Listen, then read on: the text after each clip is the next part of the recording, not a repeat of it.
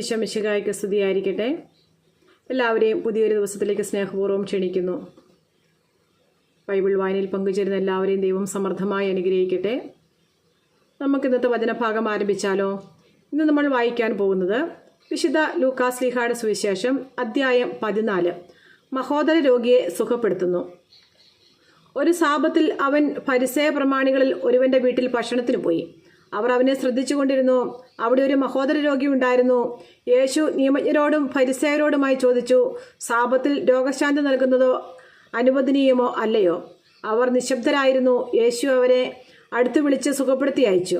അനന്തരം അവൻ അവരോട് ചോദിച്ചു, സാബത്തിൽ തൻ്റെ പുത്രനോ കാളയോ കിണറ്റിൽ വീണാൽ ഉടൻ പിടിച്ചു കയറ്റാത്തവനായി നിങ്ങളിൽ ആരുണ്ട്?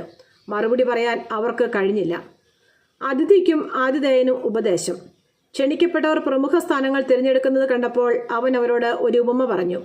ആരെങ്കിലും നിന്നെ ഒരു കല്യാണ വിരുന്നിന് ക്ഷണിച്ചാൽ പ്രമുഖ സ്ഥാനത്ത് കയറിയിരിക്കരുത്. ഒരുപക്ഷെ നിന്നേക്കാൾ ബഹുമാന്യനായ ഒരാളെ അവൻ ക്ഷണിച്ചിട്ടുണ്ടായിരിക്കും. നിങ്ങളെ രണ്ടുപേരെയും ക്ഷണിച്ചവൻ വന്ന് ഇവന് സ്ഥലം കൊടുക്കുക എന്ന് നിന്നോട് പറയും. അപ്പോൾ നീ ലജ്ജിച്ച് അവസാനത്തെ സ്ഥാനത്ത് പോയി ഇരിക്കും. അതുകൊണ്ട് നീ വിരുന്നിന് ക്ഷണിക്കപ്പെടുമ്പോൾ അവസാനത്തെ സ്ഥാനത്ത് പോയി ഇരിക്കുക. ആതിഥേയൻ വന്ന് നിന്നോട്, സ്നേഹിത, മുമ്പോട്ട് കയറിയിരിക്കുക എന്ന് പറയും. അപ്പോൾ നിന്നോടുകൂടെ ഭക്ഷണത്തിനിരിക്കുന്ന സകലരുടെയും മുമ്പാകെ നിനക്ക് മഹത്വമുണ്ടാകും. തന്നെ ഉയർത്തുന്നവൻ താഴ്ത്തപ്പെടും, തന്നെ താഴ്ത്തുന്നവൻ ഉയർത്തപ്പെടും.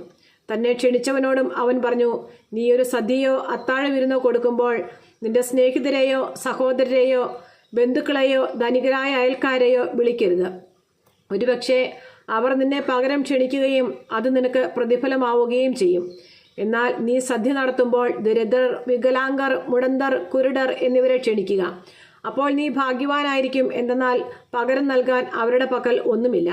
നീതിമാന്മാരുടെ പുനരുത്ഥാനത്തിൽ നിനക്ക് പ്രതിഫലം ലഭിക്കും. വിരുന്നിൻ്റെ ഉപമ. അവനോടുകൂടെ ഭക്ഷണത്തിനിരുന്നവരിൽ ഒരുവൻ ഇത് കേട്ടിട്ട് അവനോട് പറഞ്ഞു, ദൈവരാജ്യത്തിൽ അപ്പം ഭക്ഷിക്കുന്നവൻ ഭാഗ്യവാൻ. അപ്പോൾ യേശു അവനോട് പറഞ്ഞു, ഒരിക്കലൊരു വലിയ സദ്യ ഒരുക്കി വളരെ പേരെ ക്ഷണിക്കുകയും ചെയ്തു. സദ്യയ്ക്ക് സമയമായപ്പോൾ അവൻ തൻ്റെ ദാസനെ അയച്ച് ക്ഷണിക്കപ്പെട്ടവരെ അറിയിച്ചു, വരുവിൻ, എല്ലാം തയ്യാറായിരിക്കുന്നു. എന്നാൽ അവരെല്ലാവരും ഒന്നുപോലെ ഒഴുകൊഴു പറയാൻ തുടങ്ങി. ഒന്നാമൻ പറഞ്ഞു, ഞാനൊരു വയൽ വാങ്ങി അത് പോയി കാണേണ്ടിയിരിക്കുന്നു. എന്നെ ഒഴിവാക്കണമെന്ന് ഞാൻ അപേക്ഷിക്കുന്നു. മറ്റൊരുവൻ പറഞ്ഞു, ഞാൻ 5 ജോഡി കാളകളെ വാങ്ങി അവയെ പരീക്ഷിച്ച് നോക്കാൻ പോകുന്നു. എനിക്ക് ഒഴിവ് തരണമെന്ന് അപേക്ഷിക്കുന്നു. മൂന്നാമതൊരുവൻ പറഞ്ഞു, എൻ്റെ വിവാഹം കഴിഞ്ഞതേയുള്ളൂ, അതിനാൽ എനിക്ക് വരാൻ നിവൃത്തിയില്ല. ആ ദാസൻ തിരിച്ചു വന്ന് യജമാനനെ വിവരം ധരിപ്പിച്ചു. ഗൃഹനാഥൻ കോപിച്ച് ദാസനോട് പറഞ്ഞു, നീ വേഗം പട്ടണത്തിൻ്റെ തെരുവുകളിലും ഊടുവഴികളിലും ചെന്ന് ദരിദ്രരെയും വികലാംഗരെയും കുരുടരെയും മുടന്തരെയും ഇവിടെ കൂട്ടിക്കൊണ്ടുവരിക. അനന്തരം ആ ദാസൻ പറഞ്ഞു, യജമാനനെ, നീ കൽപ്പിച്ചതുപോലെ ഞാൻ ചെയ്തു. ഇനിയും സ്ഥലമുണ്ട്. യജമാനൻ ദാസനോട് പറഞ്ഞു, നീ പെരുവഴിയിലും ഇടവഴികളിലും ചെന്ന് എൻ്റെ വീട് നിറയുവോളം ആളുകൾ അകത്തേക്ക് വരുവാൻ നിർബന്ധിക്കുക. എന്തെന്നാൽ ക്ഷണിക്കപ്പെട്ടവരിൽ ഒരുവനും എൻ്റെ വിരുന്ന് ആസ്വദിക്കുകയില്ല എന്ന് ഞാൻ നിങ്ങളോട് പറയുന്നു. ശിഷ്യത്വത്തിൻ്റെ വില. വലിയ ജനക്കൂട്ടങ്ങൾ അവൻ്റെ അടുത്ത് വന്നു. അവൻ തിരിഞ്ഞ് അവരോട് പറഞ്ഞു, സ്വന്തം പിതാവിനെയും മാതാവിനെയും ഭാര്യയെയും മക്കളെയും സഹോദരന്മാരെയും സഹോദരിമാരെയും എന്നല്ല, സ്വജീവനെ തന്നെയും വെറുക്കാതെ എൻ്റെ അടുത്ത് വരുന്ന ആർക്കും എൻ്റെ ശിഷ്യനായിരിക്കാൻ സാധിക്കുകയില്ല. സ്വന്തം കുരിശു വഹിക്കാതെ എൻ്റെ പിന്നാലെ വരുന്നവന് എൻ്റെ ശിഷ്യനായിരിക്കാൻ കഴിയുകയില്ല. ഗോപുരം പണിയാൻ ഇച്ഛിക്കുമ്പോൾ അത് പൂർത്തിയാക്കാൻ വേണ്ട വക തനിക്കുണ്ടോ എന്ന് അതിൻ്റെ ചെലവ് ആദ്യമേ തന്നെ കണക്കുകൂട്ടി നോക്കാത്തവൻ നിങ്ങളിൽ ആരുണ്ട്? അങ്ങനെ ചെയ്യുന്നില്ലെങ്കിൽ അടിത്തറ കെട്ടിക്കഴിഞ്ഞ് പണി മുഴുവനാക്കാൻ കഴിയാതെ വരുമ്പോൾ കാണുന്നവരെല്ലാം അവനെ ആക്ഷേപിക്കും. അവർ പറയും, ഈ മനുഷ്യൻ പണി ആരംഭിച്ചു, പക്ഷേ പൂർത്തിയാക്കാൻ കഴിഞ്ഞില്ല. അല്ലെങ്കിൽ 20,000 ഭടന്മാരോടുകൂടെ തനിക്കെതിരെ വരുന്നവനെ 10,000 കൊണ്ട് നേരിടാൻ സാധിക്കുമോ എന്ന് ആദ്യമേ ആലോചിക്കാതെ മറ്റൊരു രാജാവിനോട് യുദ്ധത്തിന് പോകുന്ന ഏത് രാജാവാണുള്ളത്?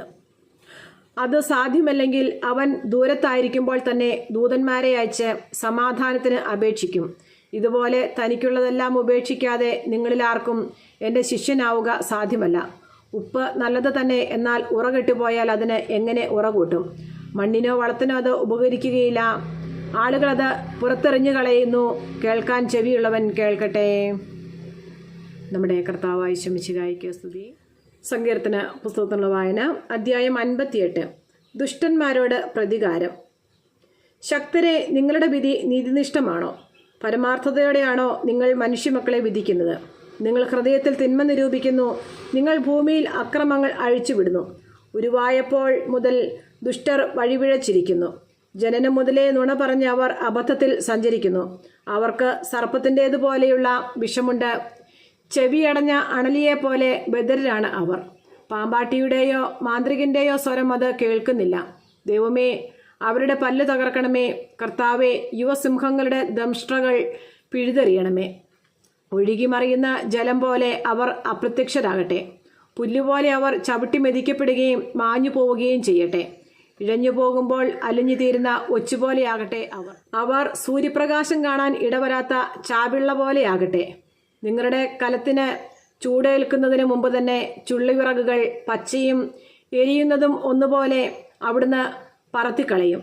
പ്രതികാരം കണ്ട് നീതിമാൻ സന്തോഷിക്കും. ദുഷ്ടരുടെ രക്തത്തിൽ അവൻ കാലു കഴുകും. നിശ്ചയമായി നീതിമാന് പ്രതിഫലമുണ്ട്. തീർച്ചയായും ഭൂമിയിൽ ന്യായം വിധിക്കുന്ന ഒരു ദൈവമുണ്ടെന്ന് മനുഷ്യർ പറയും.